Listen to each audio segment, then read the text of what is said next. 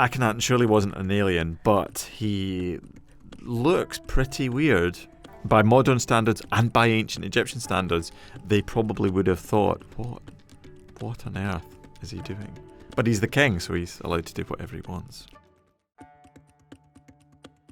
From the secrets of the pyramids to the mysteries of mummification, ancient Egypt has captivated the popular imagination for centuries.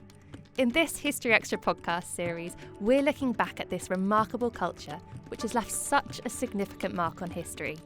I'm your host, Emily Briffett, and I'm joined by Dr. Campbell Price, Curator of Egypt and Sudan at Manchester Museum.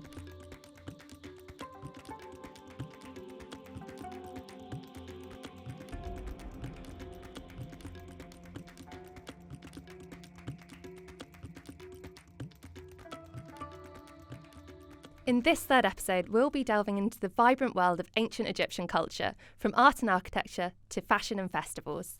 Hi Campbell, welcome back for another time. Hello again, Emily. Great to be back. Good.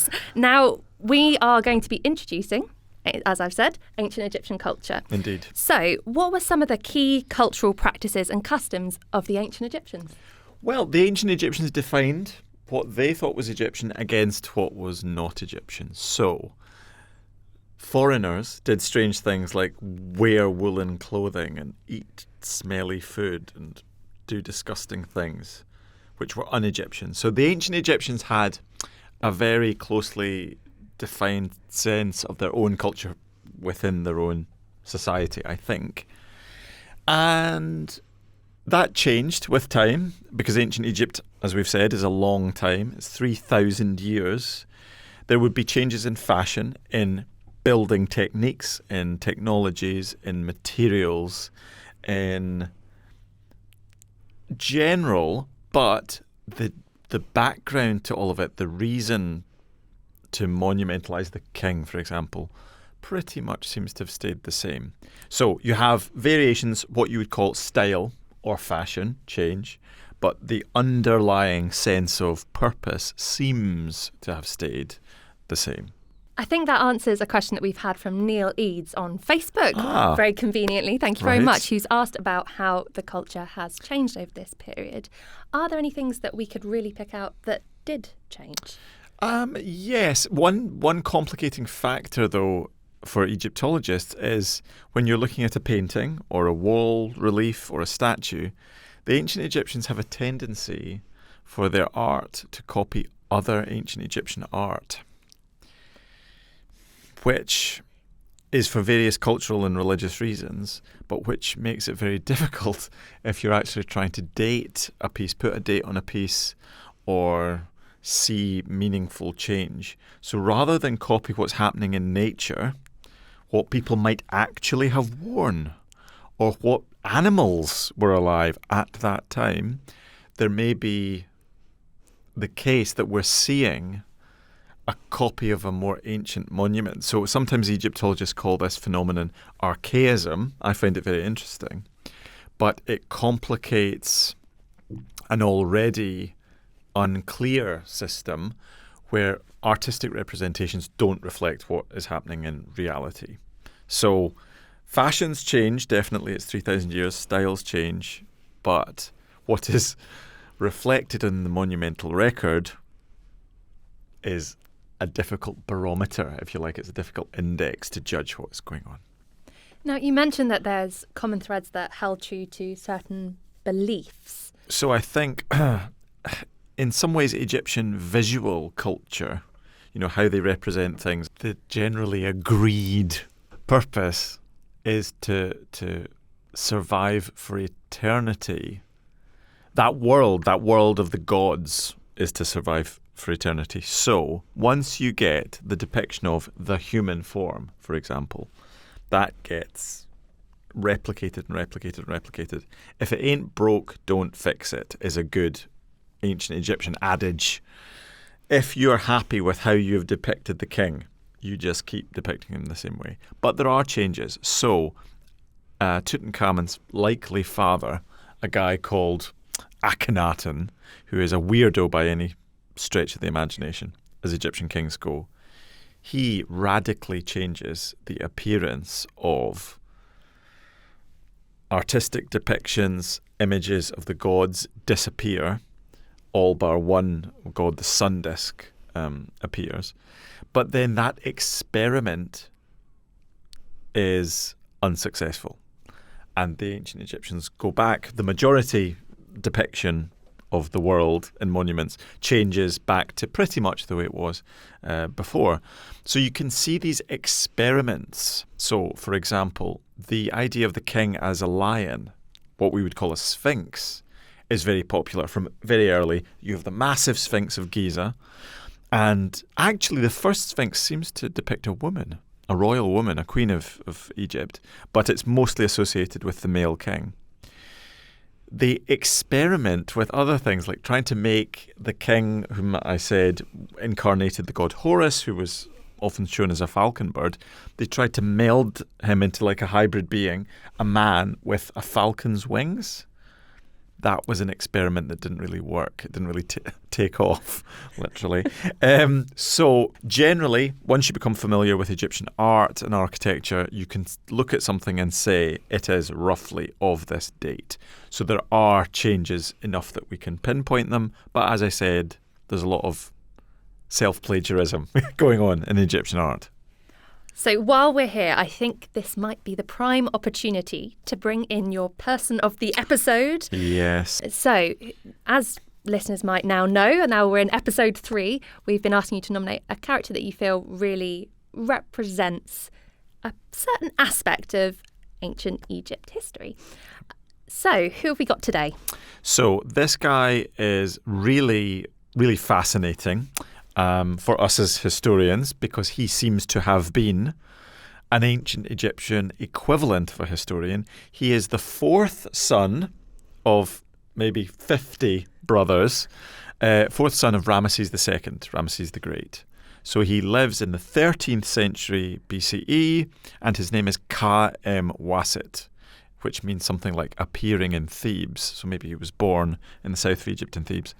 And he, for part of his life, perhaps expected to be the king. So he was an elder son of the king, so he was one of the choice of candidates for the next pharaoh.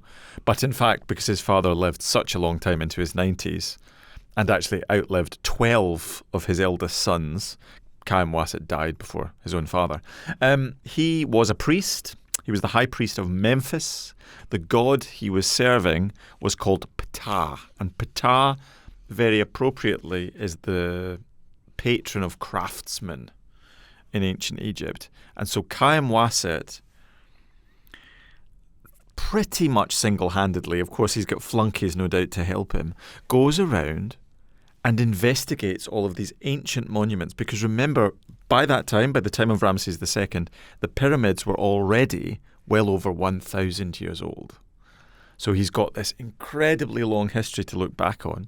And he goes around and does what maybe a modern historian or, English heritage manager might do.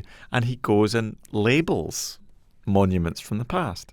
And what I love about Khaemweset is he goes to the Great Pyramids of Giza, other pyramids, the Step Pyramid of Saqqara, and he sees these massive monuments, and they don't have any hieroglyphs directly on them. They've no way of telling us who built them. And if you're the son of Ramesses II, who put his name on bloomin' everything, you couldn't understand why the earlier kings were not so bombastic. So Khaemweset labels the pyramids and says, this is a work of so-and-so whose name was not found on the surface of his pyramid. And I, in honour of my great father, Ramesses II, I, Khaemweset, have restored it. And elsewhere he says, I did this restoration because I so greatly loved the noble ones of antiquity. And most Egyptologists today very much identify with Khaemweset, and he's often called the first Egyptian archaeologist, the first Egyptologist. I think that's a really fascinating story. I guess harking back to your sort of ancient Egyptian equivalent. Yes.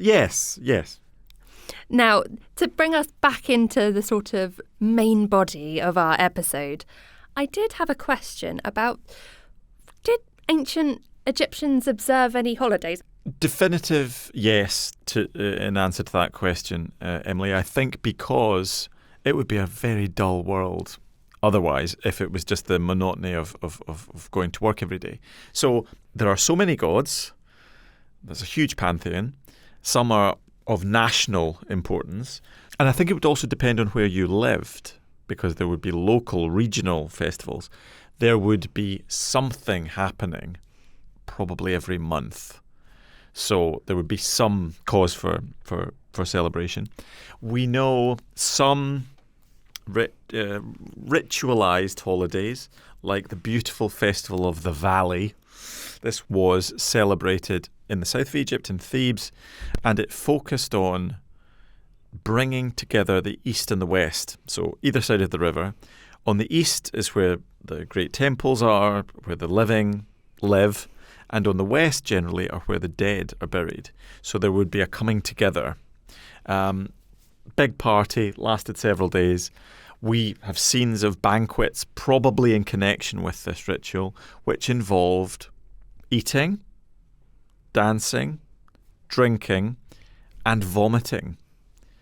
Because if you have too much of a good thing, too much food, too much to drink, beer, wine, yeah, you might come a cropper. Now, you mentioned dancing. Did music also play a role in this? Yeah, I think music would play a significant part in everyday life and in rituals. So we have depictions because there was an interest in formalising and perpetuating rituals. So it seems that in temples, women particularly were singing, they were playing musical instruments, especially a kind of ritual rattle called a sistrum was shaken and would have been accompanied by other percussion music and singing. And I think this is something that's missing when you visit the sites today. There's no smell, so the incense is gone. There's no sound that would have been a feature of rituals in temples, and especially when there would be a procession. So a statue of a god would be taken on a model boat, screened, shrouded, hidden. You would never be allowed to see the statue of the god in most cases. It was carried around and people could kind of clamour to get attention from the god. And you could ask the god questions and you could interpret the movement of the priests who were carrying the model boat. A little to the left might be a yes, a little to the right might be a no. And all of that would be accompanied by singing and music. So yes, I think it was an important part of everyday life. Where we have tomb scenes, for example, of specific musical instruments, we can start to say something particular about construction because some of these have survived. There is a particular tendency for the ancient Egyptian harp to be played by someone who is blind. So the concept of the blind harpist is a feature of depictions of a certain period. Whether that was because the qualification for being a harpist was that you were unable to see or you had vision impairment, we're not sure. But it may be a kind of hieroglyphic representational way of saying the person had, I don't know, a focus on their hearing rather than a focus on their sight. We're not sure. When talking about the culture of ancient Egypt, I think we would be particularly remiss to miss out the fashion and the clothing and the look, because I think this is something when watching TV or playing games, there is a sort of definitive ancient Egyptian look. What did they wear in terms of clothing historically, and were there fashions that were particularly in vogue at certain times? Yes, I think as I mentioned before, what is depicted on walls and in statues doesn't necessarily keep up with what people actually wore. So we have various sources of evidence. The depictions do seem to show a change over time, where at some point maybe women would wear a kind of tight-fitting sheath dress in, say, the Middle Kingdom or earlier New Kingdom. But then in the later New Kingdom, into the 1200s, 1100s BCE, clothing becomes more floaty and flowy and diaphanous. And people, both men and women, are wearing makeup. They're wearing jewellery. They're wearing perfume cones on their heads, which are made of wax. It seems if they were real objects, which we sort of assume they are. And in the heat of the banquet or the party and doing all that sweaty dancing, the unguent cone would melt and it would cover your wig, because both men and women were wearing wigs, with this nice smelling perfume. So in some ways, appearance, clothing, dress was not as closely gendered as we might think. But there is also archaeological evidence of garments that have survived. Linen garments for the most part. So the standard outfit is something resembling what in modern Egypt is called a galabea, which is like a long tunic which reaches down to the ankles, with a hole for your head and a bit of a slit there. We've got examples of these. Some have fairly ornate decoration added in small parts. But I think actually when it comes down to the very rare case of what the pharaoh wore, we have the tomb of Tutankhamun. It had his wardrobe in it, not terribly well preserved. That was something that hadn't survived so well. But now colleagues working in Egypt are piecing together these fragments, and he wore some eye-popping things. I mean, shoes and sandals with elaborate, very intricate designs, beautifully woven and stitched garments. And there's one piece which is my favourite, which seems to be in a kind of feathered pattern, quite colourful. And it is more like you get in these Hollywood recreations of Yul Brynner in The Ten Commandments or Elizabeth Taylor in that Cleopatra film from the 1960s than actually the more spare conservative depictions on the wall are. So you could imagine a king in this kind of feathered, patterned, colourful cloak swooping up to his throne. And it was pretty camp. It was more Katy Perry than not, I imagine. Now, you mentioned the smelly honey hair cones. Yes. We have a question from a listener, and that's Graham Palmer on Twitter, who has asked, where did they go and have their hair done, and what products did they use? Well, again, I think within the kind of microcosm of a normal household, everyone would have the skills passed down to do, patching up the plaster work or doing someone's hair for a party. That's inherent knowledge. But we do have scenes of royalty from around 2000 BC, 11th dynasty, where you can see the queen sat on her chair with a mirror in her hand as one of her servants does her hair or styles a wig that the queen is wearing. So if you were rich, you would have a servant, and presumably you could check in a mirror, though exactly how the ancient Egyptians thought of what a mirror was, what a reflection was, which wouldn't be totally clear, not like modern mirrors, is a little open to debate. We know from surviving wigs, which were huge, elaborate, huge things, the ones that have survived, that the ancient Egyptians did know what hair products were, hair gels and hair waxes to style curls. In terms of where did you go to get your hair done? Well, both men and women, men especially, do seem to have shaved their heads to reduce, lice or the chance of something not very pleasant. But presumably someone was growing out their hair in order to make the wigs, because the wigs are of human hair. So I suspect most people did their own hair. If you were rich, you got the maidservant to do it. And what about makeup? You mentioned that both men and women wore makeup. And again, we're familiar with that classic look of the Egyptian eye. Yes, exactly. Is that the case? Now, this is something I've been wondering about myself in my own research recently.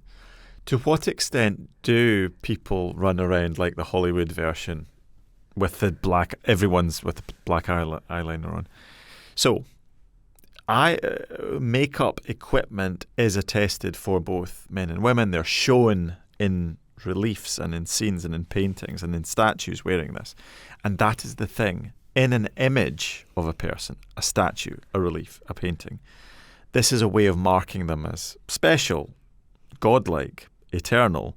We know an important part of the ritual done in a temple on a god's statue, as I said, they're cleaned, they're washed, they're fed, they're dressed. They have their makeup done, the images of the gods. In this sense, I really wonder whether it's only special occasions that you put on that eyeliner. It might be to do with death, it might be to do with being like a god, it might be to do with some kind of transitional period. So my gut feeling is maybe, in fact, most people are not running around with eyeliner on. Although it's often said, it reduces glare from the sun and it has antiseptic effects and it's generally good for your eyes. We know that from other cultural contexts. But maybe the ancient Egyptians aren't always using it. It's for special occasions only. Right. What about jewellery? It does seem to have stretched generally across the social spectrum, although those people of more modest means are maybe using less expensive materials. But even if you think about it, if you have a shell necklace, say, that's evidence that you've known someone at least who's got contact with the coast. If you're living in the middle of Egypt, the coast is far away. So that's a status thing to say that you've got access to those kind of materials and resources. A lot of Egyptian jewellery, even of the more modest sort, is amuletic, by which I mean it's got images of gods for protection. So you might take, something dangerous, like the goddess Sekhmet, the lioness goddess, and wear an image of her around your neck. Or the name of the king is a great amulet because the name of the king is massively protective and is the name of the living god who is on the throne, who will protect Egypt. So you can wear that. Naturally, as you get higher up the social scale, you get fancier, bling. And so you get the jewellery of Tutankhamun. I remember hearing people say when they visited the Egyptian Museum in Cairo, or they saw one of the various tours of Tutankhamun's jewellery, that they were disappointed that it wasn't very personal. It was too like costume jewellery. But if you're the pharaoh of Egypt and you've got access to huge gold mines and you can command all these semi-precious stones, for the most part we're talking semi-precious stones with strong colours, tend to be opaque stones like carnelian and lapis lazuli and jasper. They're not diamonds, rubies, sapphires. The ancient Egyptians don't have access to those precious stones, but they do have to semi-precious stones. And then, Tutankhamun's tomb just shows he must have been bedecked with jewellery. Another part of the culture of ancient Egypt I really want to touch on is the language. Mm-hmm. What language did they speak? Were there different dialects as well? They spoke what I guess we would call now ancient Egyptian, which is not purely reflected in hieroglyphic script. So the ancient Egyptians are not speaking hieroglyphs. They are speaking the language to which hieroglyphs refer, ancient Egyptian, and actually most people that can actually write are writing a cursive script called hieratic or later demotic, which is nothing like hieroglyphs. It's just like squiggles. There are dialects, I think, because there are references to, a man from the north of Egypt, from the delta, would not be understood in the south. So Egypt is big, it's regionalised, despite this impression of it being very united in the first nation state and all that. perception, the reality was regional. So actually making yourself understood if you travelled from the very south to the very north, I think would be a challenge, yeah. Can we get any idea of how it might have sounded? That is extremely tricky because the written script does not preserve simply how it sounded. And it's often said, oh, ancient Egyptian didn't have any vowels. It did, but they're not represented quite the same way in the written script. So we get some sense in the later manifestation of ancient Egyptian, which is recorded in the Egyptian Christian, Coptic Christian script and language. So indeed, the decipherers of hieroglyphs 200 years ago, based on the Rosetta Stone, used this information from Coptic to get a sense of how some of the consonants might have been, but actually knowing what ancient Egyptian in the time of Ramses II sounded like in Memphis is still pretty much guesswork. So hieroglyphics, you've mentioned them. Most people, if they did ancient Egyptian history at school, may have had a go at trying to imitate them. How do they come about, and how does the system of hieroglyphs work? Well, gosh, how long have you got? So briefly, they come about early on in the story of ancient Egypt, where individual marks, signs are used to designate things, and maybe identity and maybe ownership. We're in the land of maybes here because it's really not clear. And those written designations, those marks, whatever their purpose, they continue throughout the pharaonic time for a lot of people who don't have a lot of literacy on a very basic level. Writing, kind of complex writing with a grammar system and agreed spellings, that actually comes together pretty quickly in Egypt. There are parallel developments in Mesopotamia towards the area of modern Iraq. But actually that very distinctive picture writing, which is often used kind of dismissively when we're describing ancient Egypt, is absolutely filled with meaning. So in the same way as the written system can't represent all the nuances of spoken speech, so spoken speech cannot quite capture all the nuances of hieroglyphs. So the ancient Egyptian term for hieroglyphic script is Medu Necher, and that means literally the God's words. And it did not matter if you wrote a hieroglyphic inscription, if no one saw it. It was magically present. And this is extremely important when it comes to names. So you have, for example, my favourite pharaoh, Queen Hatshepsut, the female pharaoh. She has her name placed, insinuated, hidden, concealed in the foundations of buildings, in the frieze frames of walls, hidden in walls of her own structures. And it's almost like she's playing a game. Her name, as long as it survives, she will survive. So the name was an important aspect of a person, much more so than maybe we think today. That seems incredibly magical. Yes, magical's the right term. From the language and literature, what about maths? Did they have a system of mathematics? Yes, I mean, we actually have a little bit of fairly reliable information about mathematical puzzling out. So there's one document known today as the Rind mathematical papyrus, which deals with problems of area and volume. So these are practical things to do with architecture and engineering and to do with storage of grain, because it's all kind of tied back to managing resources, to taxing resources. So there is a real interest in that, I think. The Egyptian number system is based on tens. It's decimal in that sense.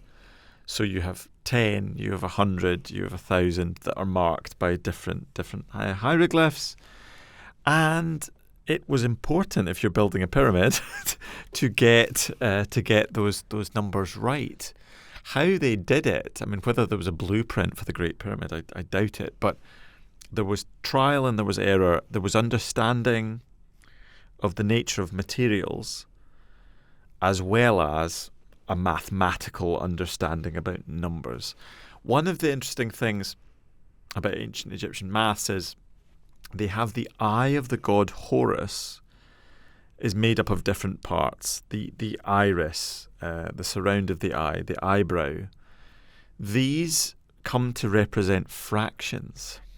So there's a complex thing of the one whole. So the eye represents the whole, the totality, hale and healthy.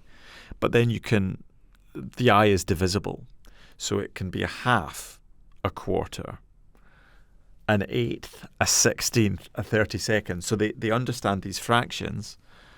But exactly who is doing this? Probably a scribal elite, people who are educated in the temple. So I don't know about you, but I hated algebra lessons at school. So if you were one of those priestly initiates, maybe you found those lessons quite boring. From my understanding, art seems to have been really significant in ancient Egypt. Can you describe what evidence of art we have and what it actually meant? Why was it put together? Was it just aesthetic? Great question. There was no art in ancient Egypt. Okay. What was there? Everything was art in ancient Egypt, because we have in the modern world a category of things that you go to a gallery to see on the wall. No. And this is something really where we find it very difficult from our cultural perspective to get a handle on what is going on. It does seem to me, and I'm in agreement with other Egyptologists who've done a lot more work on this, art is restricted. Images are restricted to the elite, to the top brass. Yes, you may be a regular farmer in a field and have a nice dish that has some painted pattern on it. That is a form of artistic expression, sure. But evidence that houses really are even decorated is limited. So I suspect most people might have colours on the walls, but they don't have representations of the king. It's not like poster pin-ups of Ramesses II, for most people, no, because that aesthetic restriction seems to relate to the elite, by which I mean most people don't get into temples or elite tombs or palaces, which would be where most art, as we would call it today, is happening. The ancient Egyptians don't have the classification simply of art. But look in any museum and you see things of astonishing beauty, detail, sensitivity, line, form. Yeah, mind-blowing pieces. The golden funerary mask of Tutankhamun. I've been fortunate to stand alone in the museum room at Zen before the museum opened. And just 5 minutes with that is just enough to blow your mind. The bust of Nefertiti, or the jewellery from the Middle Kingdom, or all of these things. That, in a way, it's not meant to just look pretty. It's not just for aesthetic reasons, although there was an aesthetic dimension, of course, to it. That's undeniable, because we experience it. The purpose of it was to realise the gods, or realise divine presence, and to, in some ways, get close to that. And in some ways, I like to think craftsmanship itself was thought of as a gift to the gods. So if you are someone creating a statue of a king, a statue of a god, you are very special. You are part of a restricted, initiated part of society. Sometimes the ancient Egyptians refer to this as the domain of gold, the Hut Nebu. And in the Hut Nebu, it's not just a physical place, it's like a trade guild of people with the skill and the permission and the astonishing right to create an image of a god. What a privilege to bring a god into being, to literally give birth to a god if you're, a human being. So I guess it would be fair to say that it really had much deeper meaning. Yes, than a poster print on the wall. Yeah. How did this art, in air quote marks, change through time? I guess today there would be artistic movements. Was there an Egyptian equivalent? There are definitely shifts in the evidence which are seen often from a modern perspective as an aberration or something terrible. The one that really stands out is the time of King Akhenaten. It's called the Amarna period, 1300s BCE, only lasts for 20 years. So the human figure is shown as changed, distended, elongated. Akhenaten and the royal family are shown with great long, tall heads, spindly arms, and large buttocks. And this is it's just a different way of visualizing the divine, because there's no question Akhenaten thought he had a hotline to the divine, and he was a kind of a unique prophet. But you can recognize that today. So you could say it's a style of the time, because it's reversed. It disappears. It doesn't become a fixture. But then I would say, as I said before, ancient Egyptian visual culture is generally very consistent. So because it's so conservative, any variation, any deviation really stands out to us, and we think, whoa, what's going on? With the artistic experimentation of Akhenaten, all I'm thinking of is Indiana Jones, the aliens in a circle. That's the only vision I've got here. Akhenaten surely wasn't an alien, but he looks pretty weird. By modern standards and by ancient Egyptian standards, they probably would have thought, what on earth is he doing? But he's the king, so he's allowed to do whatever he wants. Let's talk about architecture. Now, of course, for most people coming into looking at ancient Egyptian history, the thing is the pyramids. Yes. So we've got a few questioners from listeners on Facebook around the pyramids. Okay. And that's, I think, going to be the obvious one of how are they constructed, but also what purpose they actually served. So, short answer, and I've been asked by countless people in taxis and barber shops and bars throughout my entire life, how were the pyramids built? Short answer, we don't know. That is the truth. The blocks were put one on top of the other. Was it a ramp? Was it some kind of lever, pulley system? We can't be absolutely sure because there is no definitive account. But there are interesting ancillary bits of evidence. For example, in maybe 10 or so years ago, a papyri hoard stash was found, papyrus documents, which essentially amounted to the diary of a pyramid builder, where he's talking about, a guy called Merer is talking about getting the people under his charge when the flood was happening, to float blocks of stone from not terribly far away from the pyramids across the Nile to the landing stage to supply the chain of construction. So it's hard work. It's not aliens. It's not slaves. It's skilled, paid Egyptians who are doing this.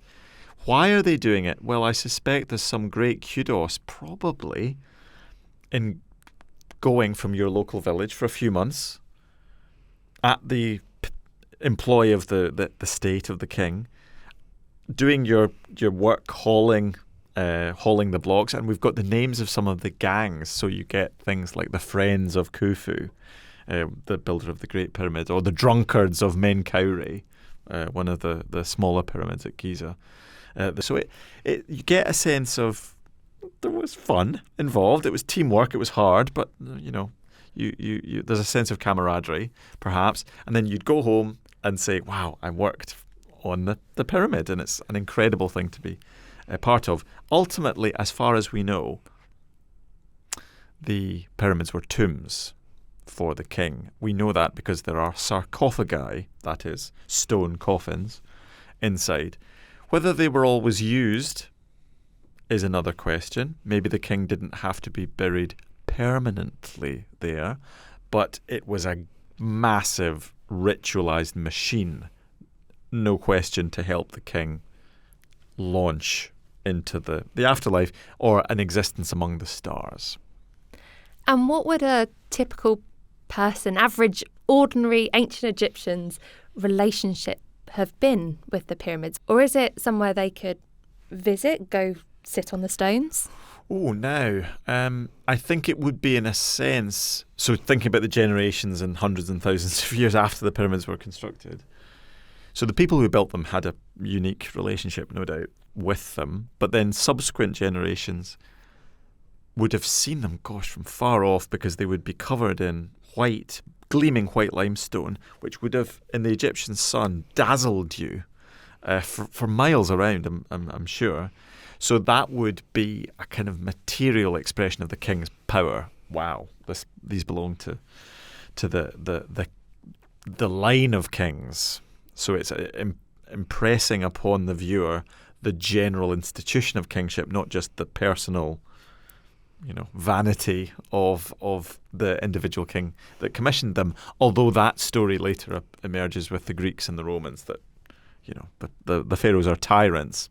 But to an ancient Egyptian, I don't think you would be able easily to wander up to them if there was some kind of ritual practice still going on. So, for example, the Sphinx statue, huge colossal Sphinx, 60 meters long at least, it is surrounded by walls and you'd have to be initiated to be able to get access to it. Maybe the same was true of the pyramids.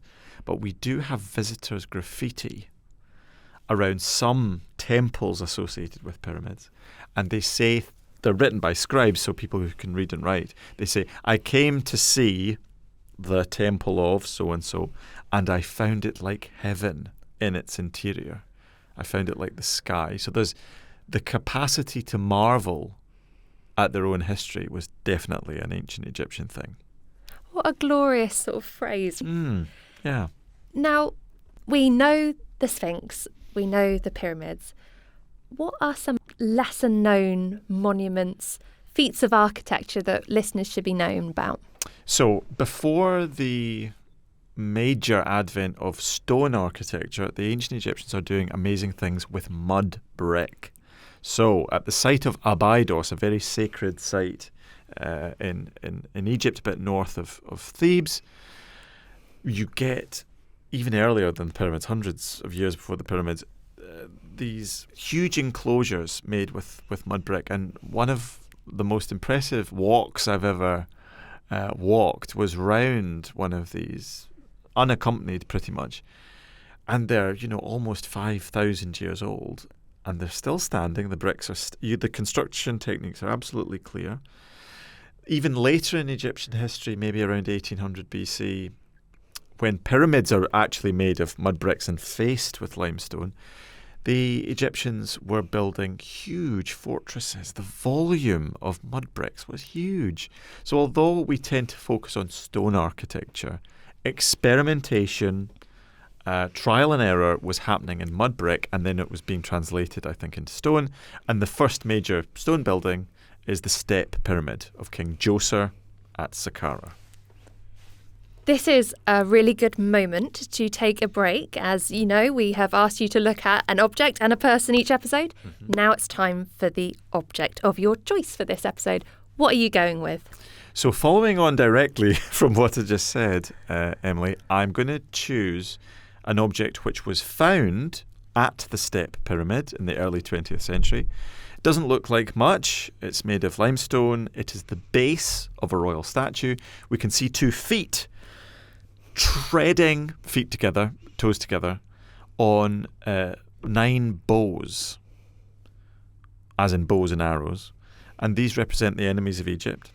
And these are the king's feet. These are the feet of King Djoser of Dynasty 3, around about 2800 and something BCE. But on the front of this royal statue is something extraordinary. It is the name and title responsibilities of a non-royal person, it seems, a guy called Imhotep. So Imhotep is often credited as the architect of Djoser's Step Pyramid, the first major stone building in the world. And although he may not have been sitting down planning the blueprints, he was someone very important in the court of King Djoser, and he went on to be turned into a god. He was worshipped as a fully fledged god by Egyptians 2,000 years later. So this is extraordinary because it's someone who is credited with a key moment in human engineering history, whether or not he was directly involved, the opening of stone, the beginning of major stone architecture in Egypt, and it's contemporary with the monument he's most associated with. So Imhotep's name on this statue base of King Djoser is my choice of object. A lovely glimpse into a real character there. Now, speaking about the people behind the architecture, what are the major advancements that were made in their practice? I think there are parallel advancements happening. The ancient Egyptians just do a lot of it. They do a lot of movement. It seems incredible to us. Movement of material without wheeled vehicles for the most part. Of course, it's very sandy beyond the riverbank. They understand things like butterfly clamps. So you get two bits of stone, huge bits of stone, and to ensure they don't drift apart, you set these butterfly-shaped clamps to hold them together. And these are still visible in a lot of monuments in Egypt today. They were the masters of finding the path of least resistance. So my favourite architectural technique, I think you could call it, it's best attested in the last centuries BCE, where there would be very deep shafts, 20, 30 metres deep. And at the bottom there is a massive stone sarcophagus, 20, 30, 40 tons in weight. How the hell did they get the sarcophagus down? Well, they filled the shaft with sand, and then they slowly dug the sand out, and the incredibly heavy weight was reduced. Now, I love a pop culture reference, and so if anyone's a fan of the high camp 1950s film, The Land of the Pharaohs, with the wonderful Dame Joan Collins, in that, the movie producers had researched some Egyptological techniques and happened across this idea of large weights being allowed into position by the removal of sand. And so the denouement of the film is, I won't give any spoilers, but it involves sand and pyramids and, hydraulic weights being involved. Love a good pop culture reference. Yeah. Definitely one to put on my list then, yes, I think. Land of the Pharaohs. As a final question, to really round up this episode, what would you say are some of the major achievements in terms of innovation of the ancient Egyptians? Just thinking big was an ancient Egyptian thing. Really ambitious building projects. And also the use of what to us may now seem simple materials to good effect. So in this I'm thinking of, if you have granite, which is incredibly hard stone, if you want to polish it, you can cut it with flint tools. I mean, a copper alloy tool won't get you far with granite. But if you have pounders, dolerite pounders, you can slowly, but you can make an impression, and you can use sand as polish because it's like sandpapering today. So use of those techniques were really second to none in pharaonic times. Thank you, Campbell. And thanks for joining us again this episode. My pleasure. And that brings us to the end of this episode. Be sure to join us again next time when we'll be meeting and greeting the gods of old and taking a trip through the dark and dangerous afterlife.